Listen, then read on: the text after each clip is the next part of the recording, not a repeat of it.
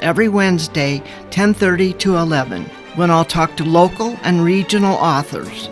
So please join me Wednesdays here on 90.9 FM, KSJE, Farmington.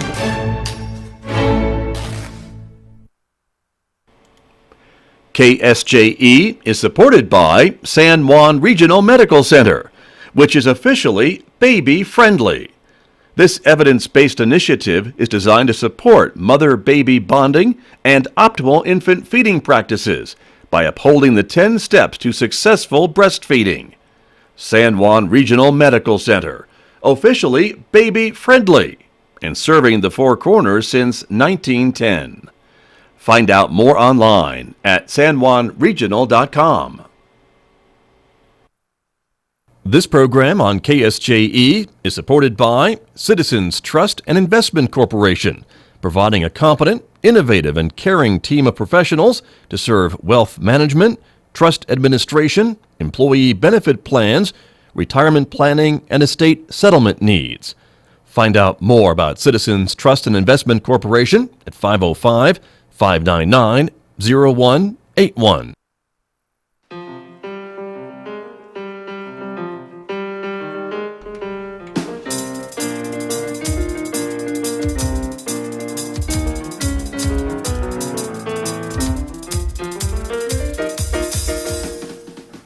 Eleven minutes past 8 o'clock. It is Wednesday morning, August the 7th. Good morning, everyone. I'm Scott Micklin, and thank you for tuning in to KSJE 90.9 FM in San Juan County and 103.3 FM now in the Durango area. We're glad you are with us.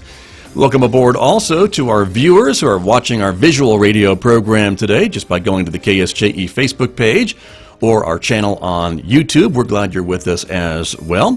Let's get started by talking a little bit about the weather forecast, and we will show you an image of Colorado Avenue in Telluride, Colorado, where it is a nice, crisp, cool morning at 54 degrees in Telluride, and they're expecting a high today later on in the mid-70s. Here in San Juan County, it's a bit warmer and a bit different story. We've got some clouds in the region. A partly cloudy day is what the forecast calls for, with a high of 89 today. Some scattered showers also in the forecast throughout the day today, not just in the afternoon, is the chance of a shower anyway. 89 for a high, 62 tonight, back up into the 90s tomorrow with a high of 92 and a low of 65.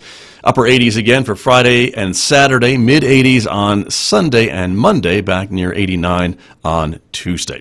Well, here's what we have planned for you this hour. Coming up in the next few moments, my guest is Connie Nordstrom. She is the wife of the late Dr. Frank Nordstrom, who many will remember was a local pediatrician for a long time in Farmington and San Juan County. She's written a book about Frank's life. We'll be talking about that and remembering him and some of his attributes coming up this morning in the next few moments right here on KSJE, so we hope you'll stay tuned for some great memories about some of Farmington's developing years. Then later on, of course, we will take our trip to the Encouragement Lab as we do on Wednesdays. Dr. Mike Hattabaugh will be joining us with a best of segment, but that you'll hear today at 8:50 right here on KSJE. Mick Hess is standing by to take us roving with the arts, and today Mick is playing music from Leos Janicek, I believe is how you pronounce that. Mick will tell me if I got it wrong. But that music coming up today at 9:06 on the KSJE from that composer. And then at 10:30, it's right on Four Corners, our local and regional author program. Tracy Hales-Vass is speaking this week with author Judith Van Gleisen, and her book is called Hot Shots, and that's coming up today at 10:30 right here on KSJE, so we hope you'll join us for that, and stay tuned. Lots of ways, of course, to connect and listen and watch KSJE. Of course, you can listen at 90.9 FM in San Juan County, 103.3 FM in the Durango area now, or stream us anywhere you have an internet connection at ksje.com, or again, watch the visual radio programs on our Facebook page, subscribe to us on YouTube and see them there, or follow us on Twitter for more information about the station and breaking news events, and check us out on Instagram as well.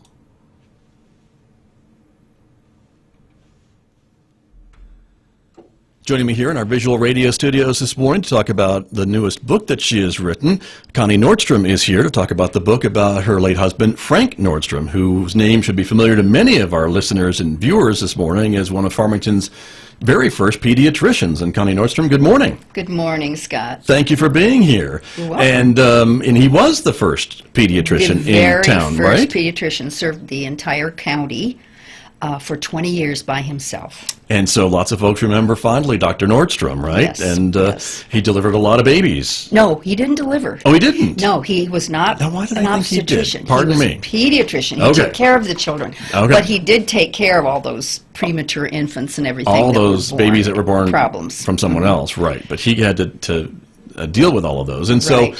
when you mentioned that, so you've written this book. Let me back Mm-hmm. up just a second because I'm getting ahead of myself because there's so much to talk about with Yes, there with this is. topic at hand, everyone. But you have decided to write this book about Frank Nordstrom and all the things that he did in San Juan County and Farmington. And so let me start then by asking you about what prompted you to write this book. Well, after he passed, I knew I wanted to honor him in the community, which he passionately loved and served all of his life. And I considered a lot of different things. I looked at possibly something at the library because he was so passionate about books. He served on the library board in his later years. I looked at the hospital, but he's already on the Hall of Fame wall at the hospital. And I thought about a park bench and just all of the things that people do. And then I realized that he was a book lover. He never read novels. He always read for knowledge. Okay. So I thought, I have had some experience with writing a book, and this is my second book, and I thought, I just have to write down his story. And you did. And I did. And you did. And it took you about It took me year? a little over a year. Uh-huh. Yeah. And so how did you decide what to put in, what to leave out, or is everything in there, or are there still some things maybe that we don't know about Dr. Nordstrom? I put in everything I could think of, and I started going through all of his papers, and we never talked about his early life. Just, as a historian, you're supposed to ask those questions Sure. of the people that you're closest to, but I didn't. And then I started going through all of his papers, and there were just piles of them, newspaper clippings and letters and all of the certificates of achievement and honors that he received, and I thought, wow, that started me. And then I have learned, since the book has come out and people are reading it, people stop me all the time and always have, to remember, condolences, and now it's people who've read the book say, well, I've got a story that you don't know about. Right. So, so there are, I'm sure there are even more stories out there. Right. But you told me there's no volume 2 No volume 2, coming. no. Not yet, anyway. No. Okay. All right. But this book is now available, and it has been published. Correct. And you are going to have a couple of events coming up that we want to let folks know about. And one of them is coming up next week here at San Juan College on August 14th as the Encore Brown Bag event at 11:30 when you will be speaking about your book. Right, and I'm going to call that presentation More of the Story because of all these incidents that are coming into me. People text me, send me emails, call me, stop me on the street, with amazing stories of Frank. He was a character. He was a demanding man. He expected perfection of himself and of his patients, his mothers. Right. Interesting. And so there's more to the story next Wednesday, August 14th here at San Juan College. Correct. And that is at 11:30. And then there's going to be a book signing at Artifacts, two of them, on September 14th and on October 11th. Correct. And so those are also events that folks can Buy the book. and get you to sign it and talk to you a little bit as well. Mm-hmm. But it's available elsewhere too, or just at these events? Right now, it's available from me, and you, all these people that I love. I wish I could just contact all of them, but I know people that are in the book that I have mentioned who probably don't know about the book yet. Okay. But you can call me. I'm in the phone book, and Okay. that is perfectly fine with me. The other place it is right now is at the Presbyterian Church. Okay. And, For sale? Yeah, Okay. for sale in the office. At the church, Yes, at Presbyterian at the Church, church. on Dustin. Is that On the one Dustin, we're talking downtown. about? Right. So there you go, everybody. But I want to ask you about this book. And so, about Frank Nordstrom. And as you said, he was a demanding man. And so as his wife, how was that to live with? day in, day out. Did you get used to that? We were so much alike. It was unbelievable. They always say that opposites attract, but Frank and I were the same. And we were both sticklers for detail and incredibly hard workers. And so that worked. It worked beautifully. I ran the office, and he had great difficulty finding people in Farmington to hike with him when he first started hiking because nobody was doing it. Very few people had ever heard of backpacking. And this is in the 1960s? In the 70s. The 70s, when we met. Even before and hiking was a thing. Before that, it was not a thing. Right. And so that's why I say he was a pioneer in that field too. And he was so into backpacking that companies would send him equipment to test. And so he did that, and then so he had a reputation there in addition to medical field. Right, right. He became a canyon guide, and he pioneered routes into southeast Utah canyons. Interesting. That are still used today. Right. And here we're talking about outdoor recreation and all these buzzwords and things like that, and he was doing that 40 years ago. Right. He was, and the call of the Southwest was so strong in him. And that's why he came. That's why he came to San Juan County. And he got here in what year? 54. 54. And I want to show a picture to our viewers who are watching us. This was 1963. Yes. So he had been here for a few years, right? Mm-hmm. But he came to be that pediatrician, right? Correct. He came for his medical field. He came for the medical field. And the reason, he had grown up in Chicago and went to the University of Illinois, Chicago. Mm-hmm. But I'm going to backtrack here, amazing. He was an amazing student. He graduated from Duke University, 4-year degree in 2 years from Duke. Wow. And then he went to the medical school in Illinois. And he had been in the Navy, and then he joined the Air Force, and the Air Force sent him to Roswell. And when he saw those wide open spaces, he said, I'm never going back. And he didn't. That's what got him to fall in love with New Mexico. That's what got him to fall in love with, the vistas and the skies and the canyons and the barrenness. It just touched his soul in a way that nothing did. And so when he called the University of Illinois and said, I'm not coming back. And then he had to search around for a place to finish his residency. And he ended up in Denver. Mm-hmm. And then through another series of, we all have events in our lives that turn us in different directions. Sure. Frank had monumental events in his life. It was just one of the fun parts of the book. You just never knew what was going to happen next. But he was looking around. He was looking in Grand Junction. And then he got called by Maxwell from the Maxwell Museum, who was living in Farmington and had an Indian trading business. Gilbert Maxwell. Right. And he called Frank and he said, I want you to come to Farmington. I want you to come look at Farmington. He wasn't an official of the city or anything. He just did this on his own. Just a businessman, right? Yeah. Okay. So so Frank and Judy came to Farmington. And Judy's his first wife. Judy's his first wife, yeah. And so he got back to New Mexico and decided that this community could use a good pediatrician. He saw tremendous opportunity. This community in 1954 was absolutely exploding. This was part of the boom era. Yes, it was. From the oil and gas industry, mostly gas, that Farmington was experiencing. And so you're right. There was a lot of people moving to town, lots of children, so you could start a practice. Right. And he served the whole county. Right. And then the town was building a new hospital, so he got to be involved in that and the development of a pediatric ward eventually, very shortly. Right. The minute they opened the new hospital, they outgrew it. Sure. So it was just, and so Frank saw tremendous opportunity, and then he just couldn't resist the surrounding country. Right. The outdoors, the hiking, the other parts of his life that he so enjoyed. Correct. And being able to live here and do that literally out your back door. Right. In many instances. So. Yes, after he'd been here for a while, he had a rental house, and then he had a house in San Juan Park, and then he bought a house on Glade Road. So he literally could go out Yes, his right. door and run up the glade. He was a runner, and it just was where his soul was. Sure. And this, for folks who know Glade Road, and it was probably not as developed then as no, it is it was now. very wild, I doubt yeah. there was a 30th Street. There may not have even been much of a 20th Street. No, At that it point was in time. very So you were on the outskirts of the city, basically, is what right. you're talking Exactly. about. Right. Exactly. Yeah. And I bet he loved that. He did. And being He did able love that. to do all of that.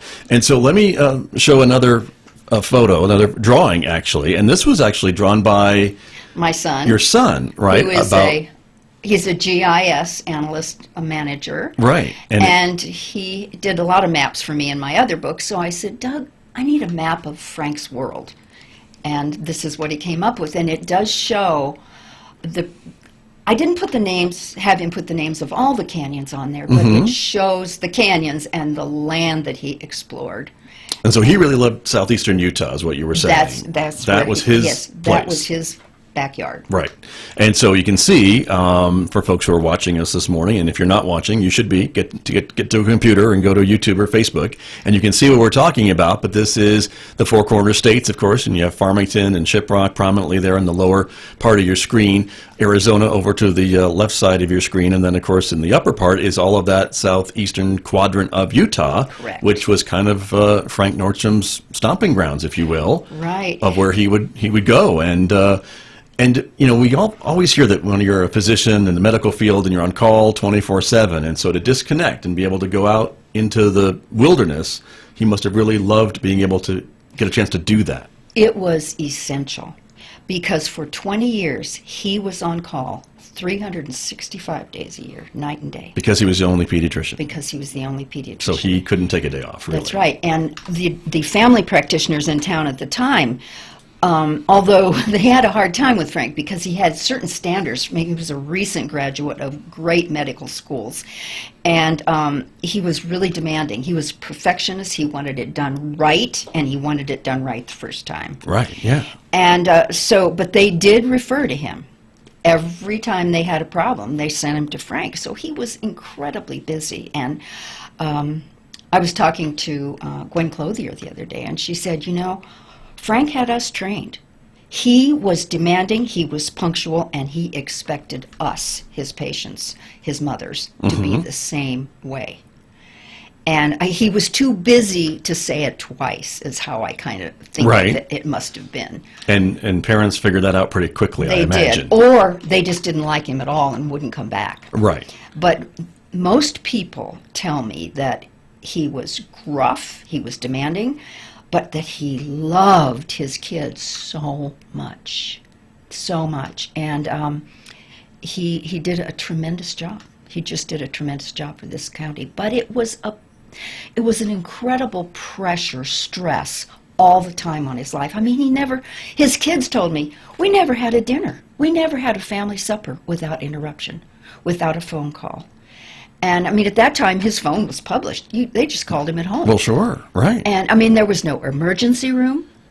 So if someone called and said, you know, I've got somebody cut their head open or something, Off he goes. off he goes. Right. And this was the era of house calls. That's right. He made house calls. You know. I got to tell you a story there. This is a new story. I saw Mary Culpepper at the dog park the other night, and Mary said, you know, my little boy, this would have been in the late 50s, I believe, was so sick. He'd been sick for a day, and then in the early morning hours, his fever spiked. She said, it scared me. And I knew that Dr. Nordstrom had just gotten home from Albuquerque. And so here's the other side of the story. Frank flew himself to Albuquerque, had back surgery, stayed the night, flew home the next morning. Flew himself? Oh, no, in a commercial airplane. Okay, I'm just, and you can but imagine still, sitting on a plane, yeah, this a bumpy is the plane. late 50s, boom, boom, boom, and he supported himself on the arms of the seat so it didn't hurt his back. Oh, my goodness. And so he had just gotten home, and Mary said, I knew he just had surgery, but she said, I was scared. His fever was dangerous high. So she said, I called him. He answered the phone, 2 o'clock in the morning, and he said, I'll be right there. drove himself to her house, checked the little boy. He had scarlet fever. And Frank said, this is the kind of illness that makes doctors look good. So he gave him an injection of penicillin and said, call me in the morning. And by noon, he was well on the Boy way was to fine. recovery. Wow. But that's the kind of Sure. dedication that he had. Right. That he just, you know.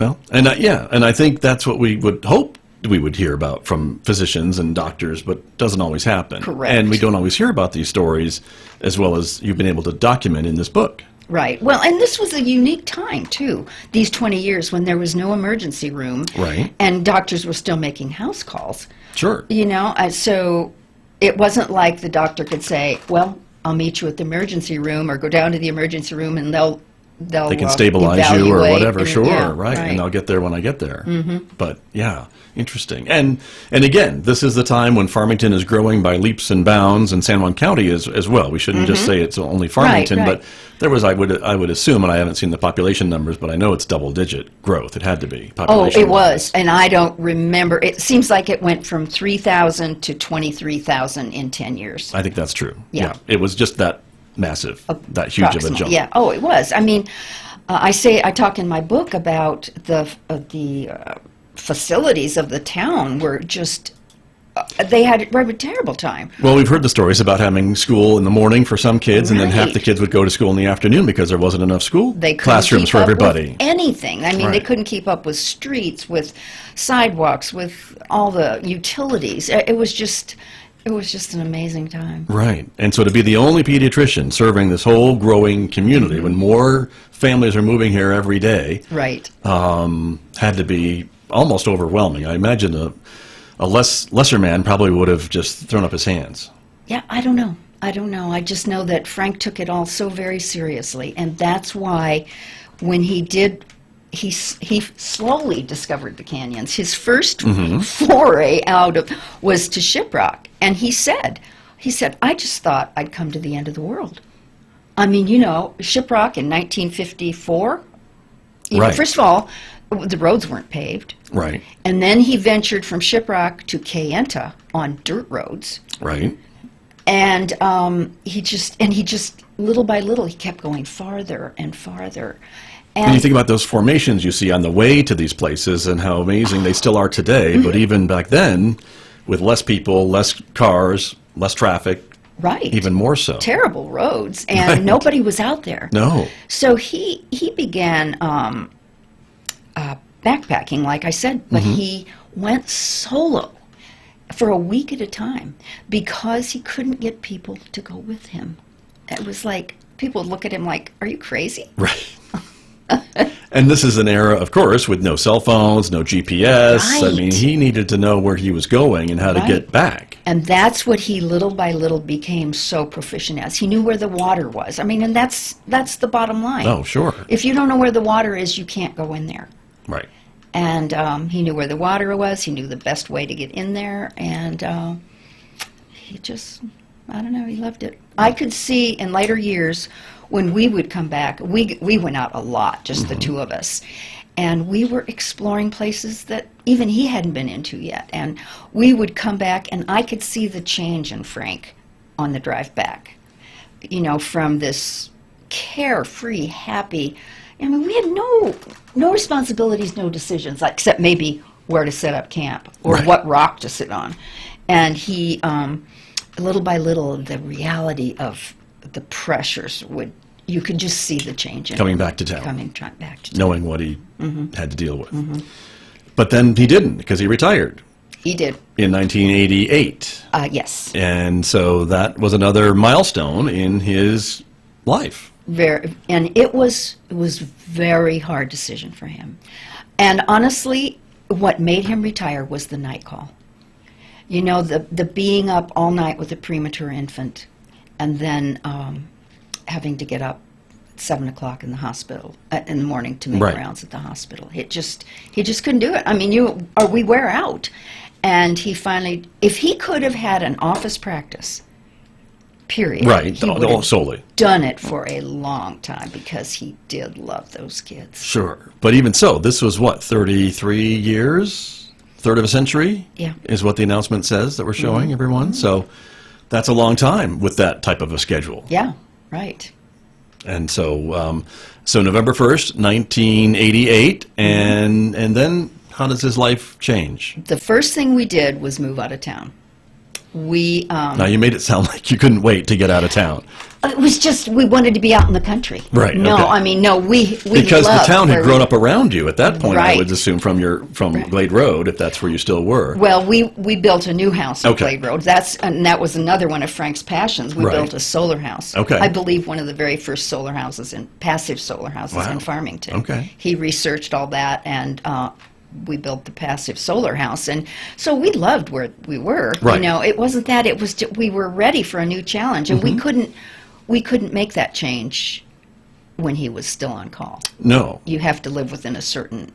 to respond to the Of hospital, course, of course, yes, right. uh-huh. You just can't So do that. So when then once that- retirement comes, Let's Sky's the yes, limit. That's right. Let's do something different. So Frank became a farmer because we bought the house at Cedar Hill and 10 acres of land, Okay. and he learned to irrigate and cleaned out ditches, and it was just it was a new challenge, and that's what he needed and what I needed.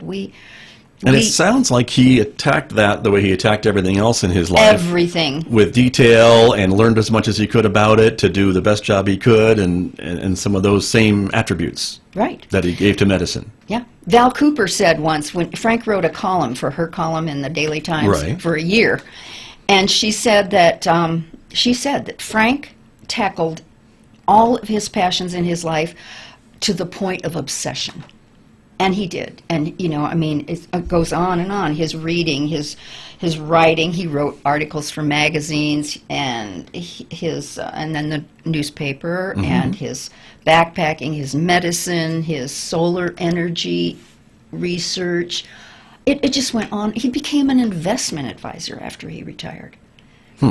Interesting, right. He studied and took the federal exams to become an investment advisor. Wow. So he was brilliant. And tell me what you think he would think today about all of this talk about renewables and solar and wind and things like that. Would he be encouraged by a lot of these things He that we're would be hearing totally about? in favor of it. He was very much an ecologist.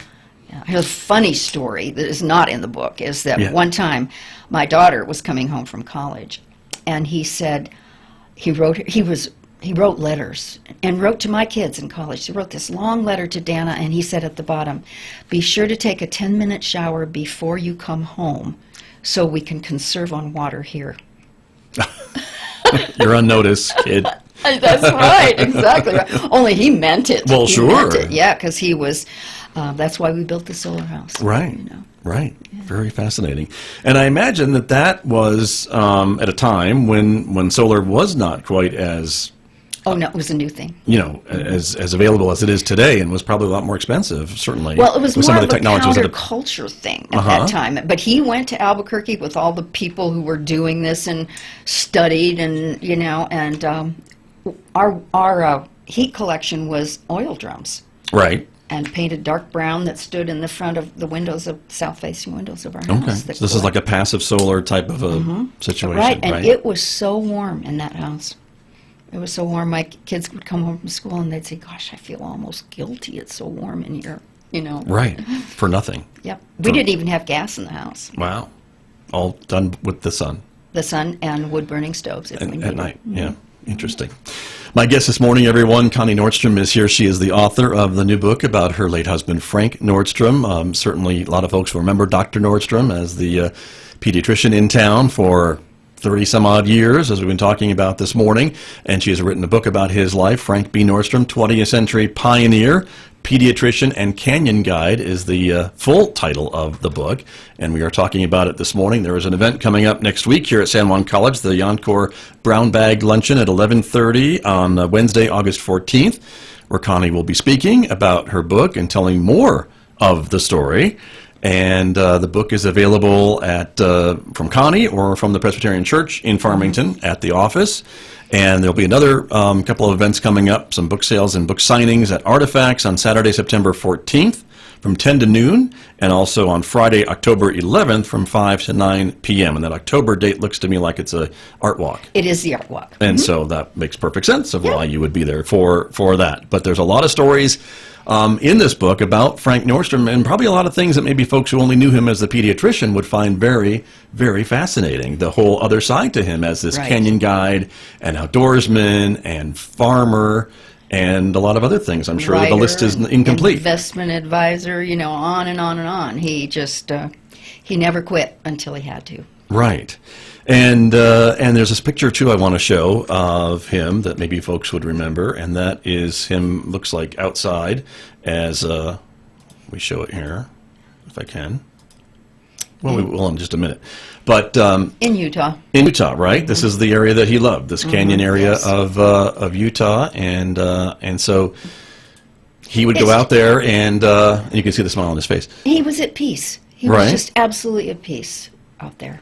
And so, but he retired, and so he didn't have that constant stress of the hospital and the care, of course, anymore. But yet still, I imagine his persona changed from being on the farm or at home to being out in the open and in the canyons and hiking and doing the other thing that he loved to do. Right. One time, it was in the summer, it was July, and we had rain. And he was at work on Friday, and I said, Frank, do you have any appointments on Saturday? And he said, no, not yet. And I said, well, don't make any. And I said, as soon as you can get home, let's go to Utah. I said, I'll have the car packed, the food packed, clothes packed. All you got to do is come home and change your clothes.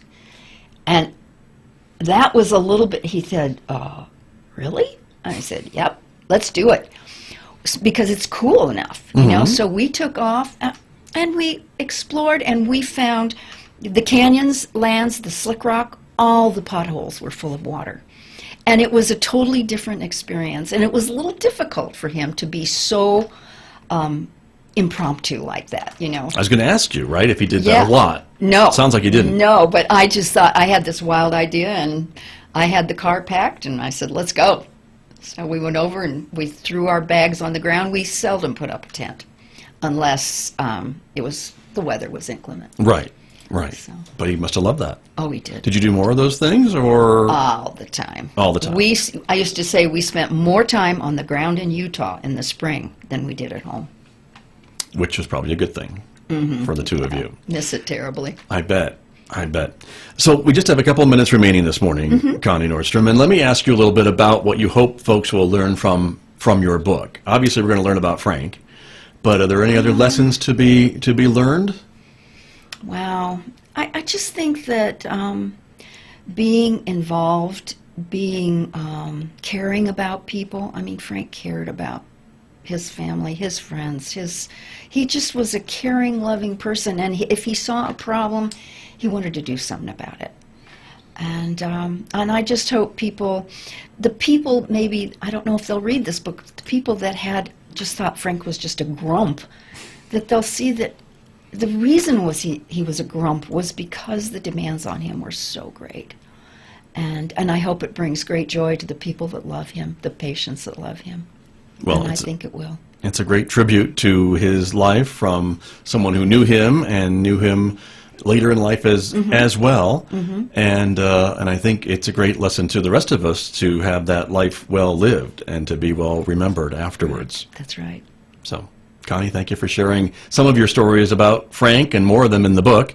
And there'll be more next week here at San Juan College. So thank you so much, Scott. You're welcome. Appreciate you being here. Connie Nordstrom, everyone, who has written the book about Frank Nordstrom, my guest here on KSJE. And I'll be back with more in just a moment. This program on KSJE is supported by Citizens Trust and Investment Corporation, providing a competent, innovative, and caring team of professionals to serve wealth management, trust administration, employee benefit plans, retirement planning, and estate settlement needs. Find out more about Citizens Trust and Investment Corporation at 505-599-0181. KSJE is supported by San Juan Regional Medical Center, which is officially baby-friendly. This evidence-based initiative is designed to support mother-baby bonding and optimal infant feeding practices by upholding the 10 steps to successful breastfeeding. San Juan Regional Medical Center, officially baby-friendly and serving the Four Corners since 1910. Find out more online at sanjuanregional.com.